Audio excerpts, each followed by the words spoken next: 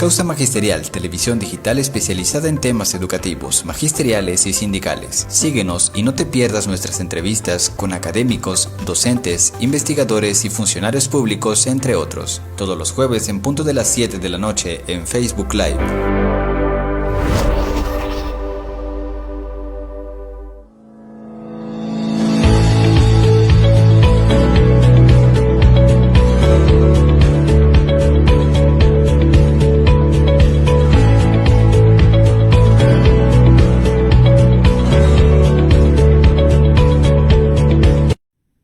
¿Qué tal? Muy buenas noches, estimados maestros y maestras que nos acompañan todos los jueves en su espacio Causa Magisterial. Nos da mucho gusto saludarlos el día de hoy.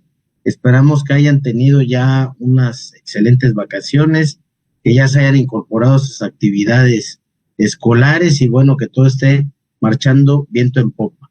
El día de hoy vamos a tener un tema que hemos venido estudiando a lo largo de otras emisiones, que tiene que ver con esta educación para construir ambientes de aprendizaje inclusivos, que fortalezcan la conciencia, porque esto es una pieza o es un elemento fundamental de la escuela mexicana. Entonces, queremos seguir indagando al respecto, seguir indagando sobre este tema, y para eso pues hoy nos distingue la presencia, la participación de un prestigiado docente, investigador en la materia, experto en este tema, que ha trabajado fuerte en la educación en valores, como es el doctor Antoni Paubolio, quien hoy nos acompaña en esta emisión de Causa Magisterial. Doctor, muy buenas tardes, me da mucho gusto saludarlo. Buenas tardes. Pues, ¿qué tal? Pues el gusto es mío, muchas gracias por la invitación. Pues, doctor, con usted, ¿qué significa primeramente hablar de la educación en valores? Porque anteriormente hemos venido comentando que estos conceptos de los valores pues son muchas veces muy complejos, que en la práctica del día a día cuesta trabajos como identificarlos y ponerlos en marcha si no lo tenemos especificados con la claridad.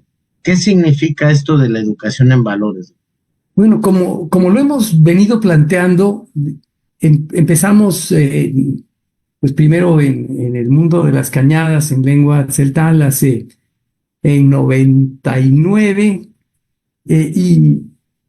y después se hizo un programa oficial en el estado durante pues casi 8 años, primero en preescolar y luego en primaria. Se publicaron alrededor de 13 libros y luego empezó a haber una segunda edición con las escuelas de tiempo completo. En fin, fue una experiencia muy larga, muy bonita, que tuvimos algunas evaluaciones muy prometedoras. El centro de la cuestión es generar el hábito de enaltecer a los demás, a la sociedad, sin adular. Es una disciplina, pero además es una disciplina fascinante. Una vez en Tuxtla Gutiérrez se hizo un homenaje a los bomberos, por ejemplo, y 200 niñas y niños que llevaban este programa, que se llamaba entonces Jugar y Vivir los Valores. Ahora le hemos puesto Jugar y Vivir Ciencia y Valores, por varias cosas que podemos platicar.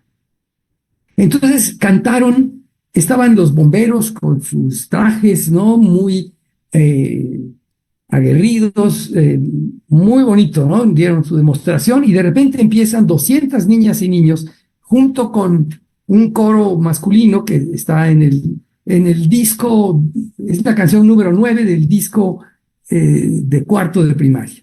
Y empieza a apagar, rescatar y ser valiente. Es la vida osada del bombero. Debe llegar. Bueno, son los héroes que cotidianamente. Bueno, para no hacerle el cuento largo, me dijeron las autoridades que lo primero que vieron fueron las lágrimas en los cachetes del comandante del H Cuerpo de Bomberos. Pero los niños saben que están enalteciendo la vida social. sin adular a nadie, ¿no? Y de este es solo un ejemplo. Tenemos 200, bueno, estamos limpiando, en Radio Educación nos han publicado en una plataforma 197 canciones. Estamos usando en el programa, en las escuelas con las que hemos podido trabajar, estamos usando como 250 canciones y cuentos, porque usted sabe que nuestro imaginario está hecho de narrativas, ¿no? Tenemos enfrente a la mitología griega, a la mitología bíblica, a la mitología náhuatl, son dimensiones con las que pensamos, ¿no? Son dimensiones que nos permiten vitalizar el lenguaje.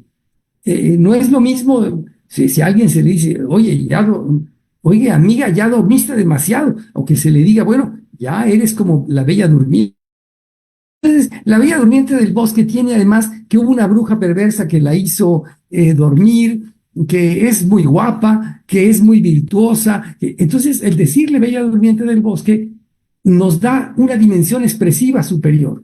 O decirle, te está creciendo la nariz, ya se sabe que está mintiendo, ¿no? Y así nos permite vitalizar. Yo veía un poema en donde se hablaba de la gratitud y decía, gracias, entre otras cosas, decía, gracias por las travesuras de Cupido. No es lo mismo decir gracias por todas las veces que me enamoré, a decir gracias por las travesuras de Cupido. Vitaliza el lenguaje, le da perspectiva. El mito es un vitalizante, es algo que le da a veces más arrojo, a veces más diversión, a veces nuevas jugadas al lenguaje para potenciar la expresión humana. Bueno, esto lo trabajamos constantemente, tanto en los más de 200 cuentos que presenta el programa, cuentos y narrativas y noticias antiguas, noticias modernas, con una canción. Eso es fundamental porque hay una emotividad en la narrativa, hay una emoción estética, digamos, peculiar de la narrativa, pero cuando ésta se canta, se potencia de una nueva manera. Yo no sé por qué la Secretaría de Educación ha ido quitando la música de las escuelas. En preescolar no hay más remedio, ahí no se puede quitar, entonces no se puede manejar a las niñas y niños. Pero en primaria, en preparatoria, en secundaria, parece ser que no fuera algo tan vital, tan vitalizante. Yo no he oído ningún maestro que me diga que no es importante la música. Sin embargo, la Secretaría no la promueve, ¿no? Entonces, me parece que este es un error del sistema. Hay muchos aciertos, pero este es un error, ¿no? Y para nosotros, a partir del cuento, de la noticia, empezamos a preguntar, ¿no? ¿Cómo colaboraron? ¿Y por qué colaboraron? ¿Y qué ganaron al colaborar? ¿Y qué hubieran perdido si no hubieran colaborado?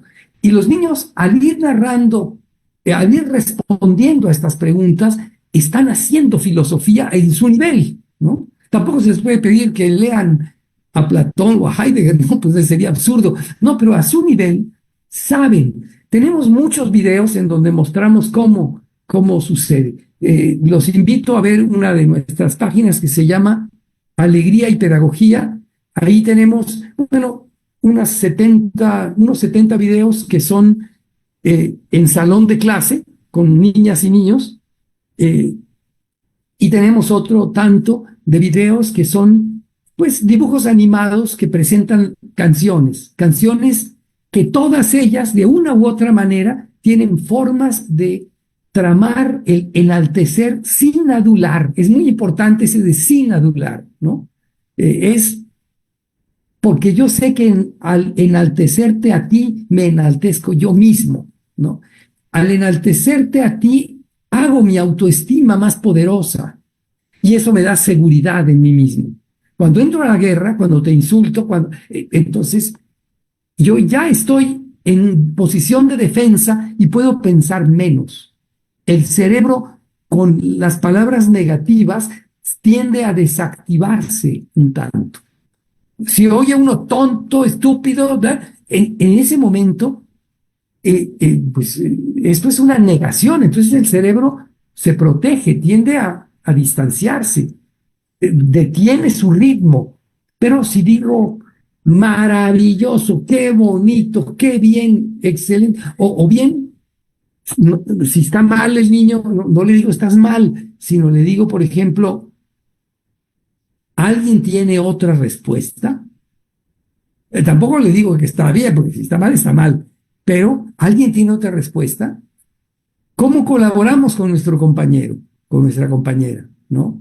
De tal manera que la colaboración sea el centro, no la denigración de decirle, estás mal, eres tonto, eh, mereces castigo. No, no. Ah, Sí, perdón. ahora, doctor, perdón que lo interrumpa, No, no, pero no, al contrario, me claro. parece importante hacer una pausa aquí. Todas estas estrategias didácticas en el aula o en la escuela, eh, ¿cómo ha observado usted que contribuyen al ambiente escolar, a la persona misma, al niño, a la niña? ¿De qué manera contribuye? Bueno, yo he visto varias cosas que además se pueden verificar en los videos que tenemos ahí de las reacciones de niñas y niños, pero se hizo en 2007, si no me equivoco, una encuesta que fuera en 84 primarias de 37 municipios chiapanecos y fueron entrevistados o encuestados 317 maestras y maestros, 1,100 padres de familia, sobre todo madres de familia, y 2,200, 2,300 niñas y niños, no recuerdo exactamente. Entonces ahí, por ejemplo, los maestros decían, ante la pregunta, ¿ha mejorado la actividad académica? Más del 90% de los maestros respondieron que sí. Eh, ¿Ha mejorado la armonía en el salón de clase? Bastante más del 90% respondieron que sí. Y preguntábamos, poquito, mucho, muchísimo. Y en esas tres niveles de la escala habían porcentajes, pero finalmente era aprobatorio, era un sí, pero sí poco, sí muy bien, sí excelente. Entonces, no recuerdo cómo eran los porcentajes de esta escala, pero era muy positivo, ¿no? Como 30, 40% decían excelente, muy bien, ¿no? Entonces, eso, a mí, claro, hubieron preguntas que a mí me dejaron sorprendido, bueno, respuestas, por ejemplo, a bueno, padres y madres de familia, pero la mayoría que asisten a la escuela son mamás, ¿no? Entonces, han mejorado la armonía en su hogar desde que empezó el programa, llevaba 6 meses el programa caminando en esas escuelas y cerca del 90, 80 y tantos, 90% contestó sí, ha mejorado la armonía en mi hogar. Pero además, la mujer es la que más sufre la desarmonía en el hogar. El hecho de que sea la mujer la que respondiera, pues nos hace pensar. Queremos ser optimistas, claro, sería maravilloso poder entrar a hacer un estudio etnográfico más sistemático, pero cuando hablamos de 84 primarias, bueno, es casi imposible, ¿no? No tenemos el tiempo, los recursos, la gente que fuera a hacer ese trabajo sistemático de evaluación etnográfica ahí en las aulas, ¿no? Pero con el instrumento de las encuestas y algunas entrevistas y lo que vemos en los salones de clase con los videos que los invito a ver, Alegría y Pedagogía en YouTube, así sin acentos, todo parejito, todo minúsculas, y entran a muchas canciones y también eh, a, a videos en aulas, ¿no? La mayoría en Chiapas, pero también unos 30 o videos o más aquí en la delegación de Milpalta, en la Ciudad de México. Bueno, es la zona rural de la Ciudad de México, ¿verdad? Eh, Podrían ver los mecanismos. En varios cursos que hemos dado en distintas partes de la República, a veces al presentar algunos videos, aplauden al video, ¿verdad? El maestro. A- Hay Ahora, uno, sí, sí, dígame. ahora, doctor, eh, Eh, ¿Cuál es su lectura? Digamos, ya tenemos este primer escenario de la importancia de la educación en valores. ¿Cuál sería su lectura en de estos escenarios, pues, complicados de entender, difíciles de entender, que son totalmente antagónicos a lo que está usted planteando? Estos escenarios de mucha violencia dentro de la escuela, niños, niñas, adolescentes, maestros, padres de familia. ¿Qué es lo que está usted observando en este incremento de la violencia en las escuelas y para las escuelas también? Yo los invito a ver un video que se llama El Bullying Superado. Dura 8 minutos, intervienen niñas y niños que explican por qué nunca más y son niños que eran pandilleros. Además sale ahí que eran pandilleros. Si uno con la voz quebrada dice, ya no uso nada, ya no traigo nada, que significa ya no traigo armas, ¿no? Y la maestra va explicando el proceso, ¿no? Nosotros estábamos presentes, pero no intervenimos ahí. Se muestra algunas de las dinámicas que se hacen, que las van representando los niños, pero que se hacían cotidianamente en el aula. Entonces, es una estructura para superar la agresividad. Es inocular el hambre de enaltecer a los demás y enaltecerme a mí mismo. Me parece que esto supone un imaginario distinto, ¿no? Necesitamos estas imágenes, sin imágenes positivas de armonía que sean satisfactorias para ellos. Yo los invito a ver, por ejemplo, Las Palomas Liberadas. Es un grupo de tercero de primaria y van a ver el nivel de fascinación de niñas y niños, ¿no? Es un pequeño cuento donde las palomas tienen mucha hambre y bajan a comer unos granitos de maíz y de trigo que están por allá, y les dice una paloma sabia, no, hermana, esto es una trampa, no puede ser. Y sí, efectivamente, pero el hambre usted sabe que es canija, entonces empiezan a comer y les cae la red, ¿no? Entonces, coman rápido y vamos a volar todas juntas para hablar de la libertad colectiva. La libertad no puede ser un hecho solamente individual. Es una falsa concepción de la libertad solamente individual.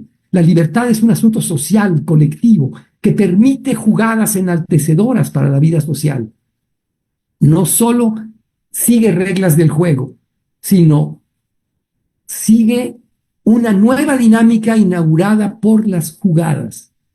El juego necesita reglas, pero sin jugadas no es juego. No hay libertad, no hay estructura. La jugada, el cómo finto por la izquierda y tiro por la derecha, es un asunto del jugador que nadie le puede decir cómo, siempre y cuando siga las reglas del juego. Pero así vamos a darle el ejemplo de múltiples jugadas que lo enaltecen. Pero entonces van volando todas juntas para ir a la tierra de los ratones, porque ellas con sus piquitos no pueden romper la red, pero los ratones sí. Y se trata de sistema de colaboración. Son, si usted quiere, fábulas, mecanismos, pero son imaginarios.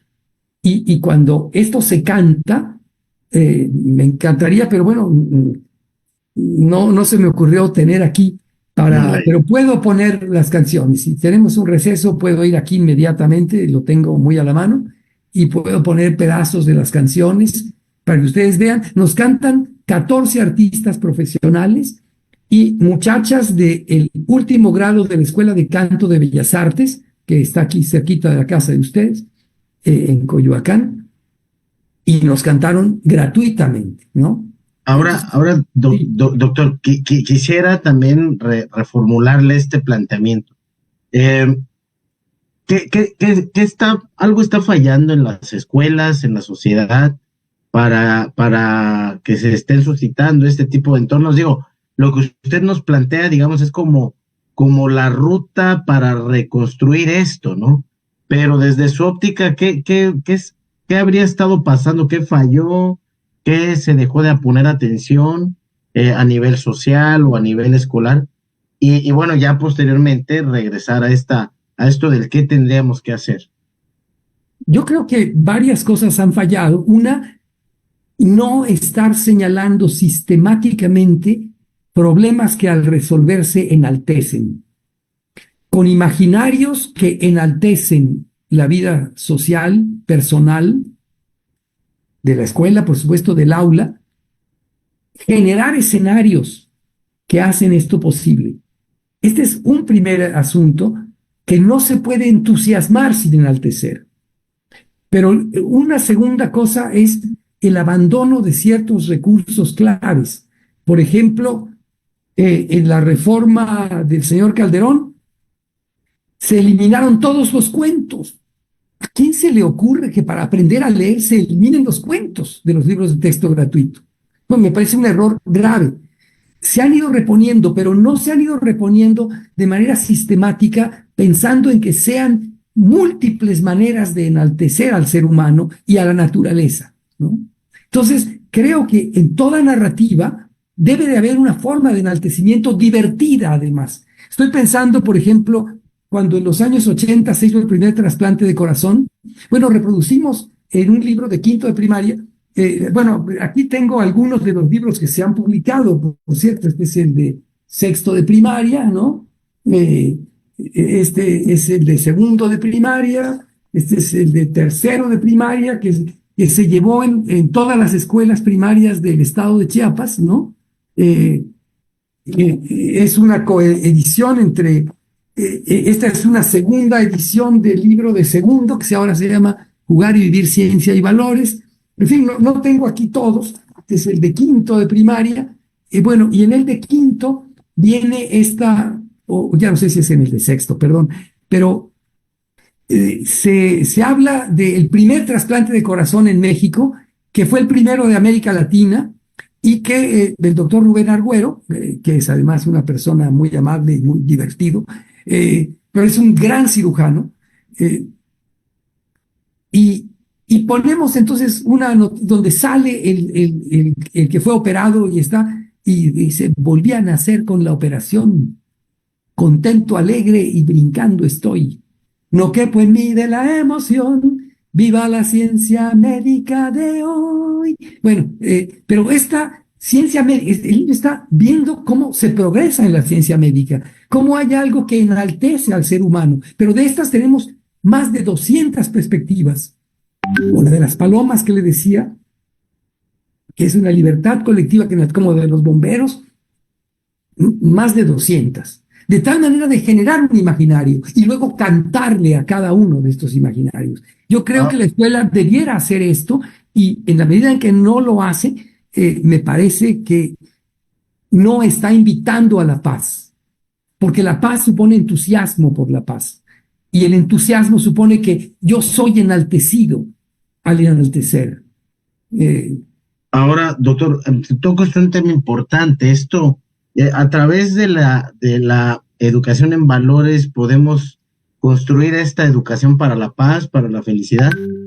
Sí, claro, es fundamental, y bueno, podemos mostrar diversas evaluaciones en que esto ha sido importante, es necesario hacerlo, pero además se necesita una multiplicidad de dimensiones satisfactorias para niños, y incluir a los papás en esto. Cada semana tenemos aquí propuesta tareas familiares en los libros que se han publicado.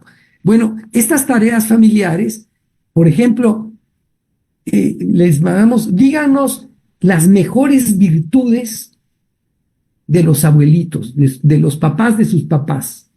Pues mamá, papá, no, pues tu abuelita hacía un bolito muy sabroso para cuando venían visitas, porque se trataba de darles la bienvenida como la gente buena, ¿no? Entonces, bueno, llega el molito y llega, no, era un gran carpintero. Mira, todavía tenemos esta mesita, esta obra de arte de mesa con marquetería de tu abuelito, y llévale una foto a tus compañeritos para que vean lo que es una buena carpintería. Bueno, esto está enalteciendo a la familia a través del abuelito o bisabuelito que ya murió. Pero el niño se sabe que hereda algo de esa maravilla, ¿no? Era un gran albañil, vendía las mejores frutas del mercado de Tuxtla, no sé, ¿no? Cualquier cosa. Y entonces las familias se meten a sus valores y los llevan a la escuela. Y la escuela entonces se hace una especie de sistema etnográfico que colecciona valores de su comunidad y así se va formando la comunidad educativa. No tengo aquí, bueno, sí, este fue un libro que publicó la Cámara de Diputados con mi universidad. Aquí está de la Cámara de Diputados y de la UAM, el logo, que se llama Comunidad Educativa y Equidad. Y con base en este libro nos encargó la UNESCO, ese está en internet, un libro que se llama Construyendo Equidad, y que es el diálogo familia-escuela. Es un texto breve, puedo pasarles desde luego la liga, aunque no la tengo aquí tan a la mano. No se preocupe, no la envíe y ya nosotros lo proporcionamos. Sí, claro. Sí, ese libro, perdón, sí, maestro. Ahora, doctor, usted observa, o de acuerdo a lo que ve en el Magisterio Nacional, ¿el Magisterio está todavía retomando estas prácticas o ya no las está poniendo en práctica? Le comento esto porque estamos en una modernidad educativa y hoy día se están priorizando más pues que los videos de internet, que lo que está en Facebook, lo que está en todas estas redes sociales, y ya no se, o al menos yo lo percibo así, ya no se recuperan estos grandes documentos, por ejemplo, de Gabilondo Soler, de estos cuentos infantiles, y estamos ya teniendo una mirada más, pues, hacia el extranjero, hacia otras culturas. ¿Qué tendría que estar haciendo el maestro en estos escenarios? Los maestros, en mi experiencia, y todos los maestros que aparecen en los videos están entusiasmados con el programa. Muchos se resistirán un tanto, pero se les da la alternativa y pueden ir viendo cómo florecen los que lo toman. A mí me queda claro que hay un florecimiento impresionante de la academia y, por supuesto, de las virtudes personales. Ahora espero que salga muy pronto un nuevo libro que se llama Cuento y Pedagogía, de la solidaridad a la ternura, donde vamos mostrando una serie de condiciones que vitalizan la práctica de vida. Estaba yo hablando de esto de los padres de familia incorporados de esta manera dialogal, y de muchas maneras. Me encantaría decirle varias fórmulas en las que los papás se incorporan, pero es fundamental que las familias estén muy cerca, ¿no? Y me parece que la escuela no ha desarrollado un método muy sistemático de diálogo con los padres de familia. Nosotros proponemos un sistema, claro, tendría que ser evaluado, criticado, todo es perfectible, pero ahí está, ¿no? Lo publicó la UNESCO con la SEP, era un convenio SEP-UNESCO. Pero también se han publicado otros libros, por ejemplo, La pedagogía del mutuo aprecio, que está en una pequeña colección que se llama En los zapatos del otro. Me parece que es un título muy elocuente para hacer una colección, ¿no? Y aquí está En los zapatos del otro. Y bueno, este libro explica en términos generales cómo se compone esta organización, ¿no? Entonces está muy reflexionada para tener seminarios con los maestros, seminarios que van a estar acompañados de videos, de canciones, de bailes, y que podemos hacerlo muy divertido. Y estamos listos para hacerlo mañana si se necesita, ¿no? De Ahora, hecho, doctor, sí. Ahora, doctor, una pregunta, y perdona que lo interrumpa.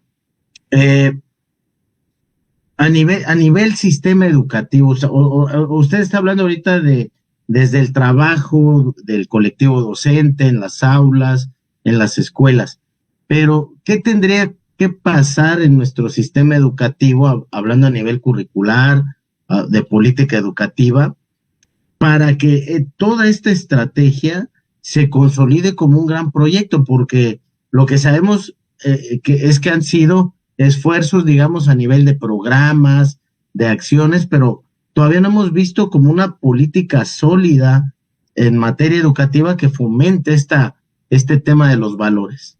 Bueno, yo creo que darle al maestro para que durante una hora del día, eh, que va a potenciar el saber de matemáticas y el saber de español mucho, ¿no? Sobre todo español y matemáticas, bueno, podemos platicar la estrategia y, y con esto publicar, publicar los libros que los tenemos reescritos para una tercera edición. Están muy cuidados, me parece, y podemos empezar a publicarlos dándole a los maestros para una actividad cada día. Y tenemos también la perspectiva de un plan semanal que podemos sugerirle a los maestros. Eh, Tenemos los materiales de videos para hacer el programa inmediatamente. Claro, los libros son muy importantes así en físico, que los tenga el maestro, y además pueden estar en internet, por supuesto, ¿no? Y bueno, esto empezó en lengua tzeltal y ahí pues fue recopilar las formas de construir valores con esta educación, autonomía y Lequil Kuxlejal. Lequil Kuxlejal es la vida buena en tzeltal. Son aproximaciones sociolingüísticas a la sabiduría de los celtales. Esto empezó a pensarse y tenemos pues unas 40 canciones en celtal de esto, no hemos podido grabar más, pero a partir de ahí pensamos un modelo, pero era para el mundo indígena. Se repensó para las escuelas eh, públicas del Estado y entraron muchas privadas, por supuesto, ¿no? Entonces, algunos de los videos también se realizaron en escuelas privadas. Pero Ahora, esto ha sido, sí, perdón. doctor, a mí ese libro tuve la oportunidad de leerlo Ah, y este concepto de Lequilcush Lejal es bastante profundo. De hecho, le comentaba en una charla anterior que haciendo una revisión de lo que están haciendo otros países, por ejemplo, sobre todo en India, en estos países, Bután, por ejemplo, que están trabajando sobre las habilidades blandas, la parte socioemocional de los estudiantes. Y cuando reviso y recuerdo este concepto del Ekil Kush Lejal, son cosas muy afines, el buen vivir, el aspirar a la felicidad. ¿Por qué para la audiencia también que no conoce este concepto, y antes de concluir esta entrevista, que nos platique un poco más de esta sabiduría indígena? bueno, tiene muchas dimensiones, pero se construye de otras maneras. Por ejemplo, nosotros hablamos del ser. Esto es, en celtal es stalel, su modo de estar viniendo. Nada es definitivo. Inclusive, por ejemplo, cuando dicen habito esta casa, Najinel, in, por lo pronto. Ahora así es. Mañana está implícito, mañana no sé. Es decir, se construye pensando en que todo cambia con el tiempo, ¿no? Pero al mismo tiempo yo tengo que promover en gran medida estos cambios para que esto tenga valor en la vida, ¿no? Por ejemplo, esto pues ya nos da un vocabulario que en español es más difícil de construir en ese sentido, como el proceso de transformación constante. El futuro lo estamos haciendo ahorita, ¿no? Eh, claro, no podemos determinar el futuro, pero podemos condicionarlo en alto grado en la mayoría de los casos. Entonces, ¿cómo le vamos a hacer? Por ejemplo, ustedes ven que siempre los niños con sus mamás, los bebés, están cargados siempre. Cuando mucho en la espalda, pero frecuentemente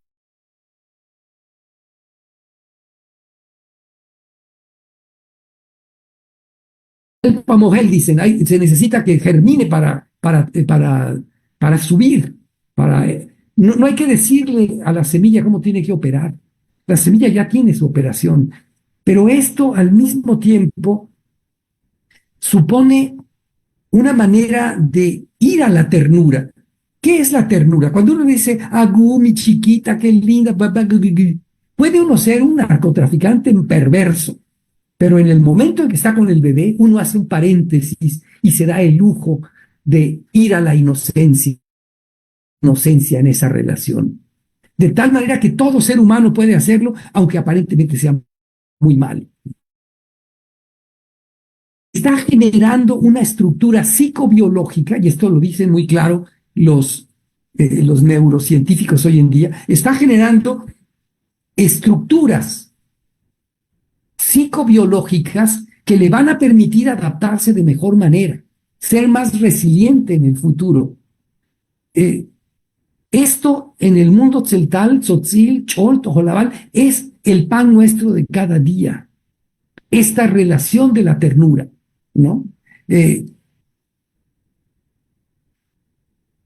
Y entonces se trata de retomar esto y de ir generando desde la más tierna infancia, desde lo preescolar, no preescolar, sino antes del preescolar, ir generando esto y ir platicando con las familias de lo fundamental que es generar esta infraestructura psicobiológica para afrontar un futuro de dignidad. La dignidad no se construye así simplemente con consignas, ¿no? Se tiene que construir desde ahí abajo y lo puede construir todo mundo, aunque sea muy perverso, ¿no? Los valores son algo universal, inclusive dentro de un contexto pervertido, te puedes, no colaboraste, no fuiste valiente, son valores, ¿no? Pero valores dados en un contexto pervertido. Se trata de hacer que los escenarios del aula sean un contexto vitalizante de la vida personal, social y moral. Y esto lo podemos hacer tranquilamente. Es mucho más poderosa la escuela que los medios de comunicación, pero también hay que usar los medios de comunicación. También hay que usar las redes sociales. Lo tratamos de hacer, pero bueno, tenemos recursos muy limitados, ¿no? Pero, sin embargo, ahí están. Perfecto, doctor. Doctor, para ir concluyendo esta interesante charla que nos está usted dando, ¿cuál sería la recomendación o la sugerencia que le haría usted pues a los maestros y maestras que nos escuchan y que quieren empezar a construir este andamiaje de valores en su ambiente, en su ambiente áulico? Bueno, yo creo que tenemos en redes sociales muchas cosas, los invito a que las consulten.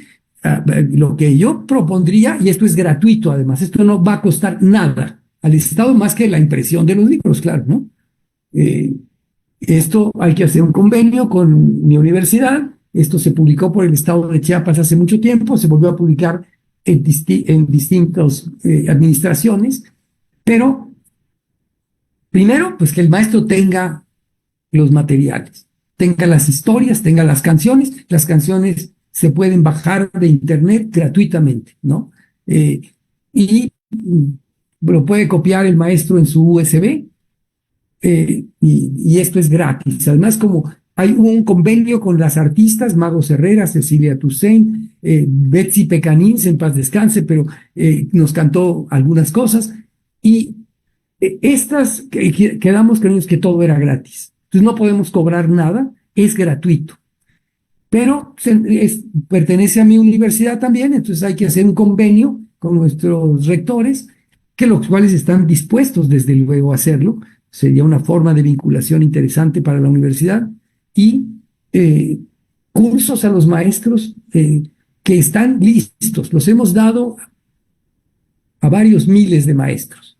Perfecto, pues ahí está Sí, está listo.